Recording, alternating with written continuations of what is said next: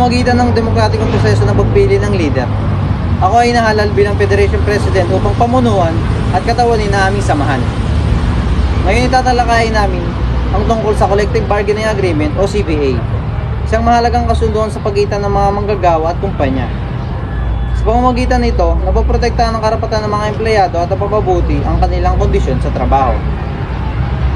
Ipakikilala namin ang iba't ibang union mula sa Navotas, Malabon at Caloocan, kasama ang kanilang mga kumpanya, pati na ang kanilang kinabibilangang federation na tinatawag na Aqua Federation of Postal Warehouse Workers.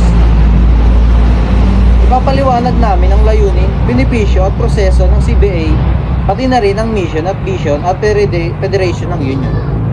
Ako si Franz J. Balisi, ang Federation President, kasama ang aking mga kapwa leader. Ako si Jeneline Doron, ang presidente ng Navotas Aqua Boat Fish Keepers Union and the company of Aqua Boat Marine Storage Nexus INC. Narito naman ang Malabon Sea Mariners Union and the company of Tide Stock Aquatic Logistics Corporation. My name is Barbie B. Buswego, the President of Union Caloocan de Pris Harbor Worker Union and the company of the Pris Tech Solution Incorporation. Ako naman si Angel F. Tablate, ang presidente ng Navotas DPEP Logistics Union sa DPEP Integrated Marine Logistics Incorporation. At ako naman ang presidente ng Malabon Sea Warehouse Operation Union sa MS Aquatic Warehouse System Corporation. Ang CBA ay ang kasunduan sa pagitan ng union at kumpanya.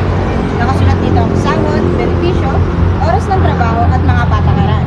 Sa mga union sa Navotas, Malabon at Caloocan, ginagamit ito upang maprotektahan ang mga manggagawa sa warehouse, logistics at cold storage. Layunin ng CBA na magprotektahan ang manggagawa at magkaroon ng maayos na relasyon sa kumpanya. Nakakatulong ito para maiwasan ang alitan at masigurong patas ang trato sa lahat. Pinapabuti rin ito ang kalagayan at kaligtasan sa trabaho.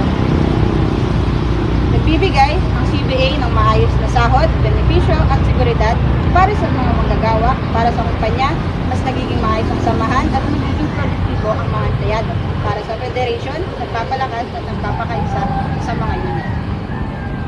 Nagsisimula ang proseso sa pagkuha ng hinaing manggagawa, gumagawa ang union ng proposal at ipinapasa sa kumpanya. Nagkakaroon ng negosasyon hanggang magkasundo. Pagkatapos, ginagawa itong opisyal na kasunduan at ipinapatupad. Vision at vision ng federation. Mission. Ang mission ng aming federation ay protektahan ang karapatan ng mga manggagawa at mapabuti ang kanilang trabaho. Vision. Ang vision ng aming federation ay maging malakas at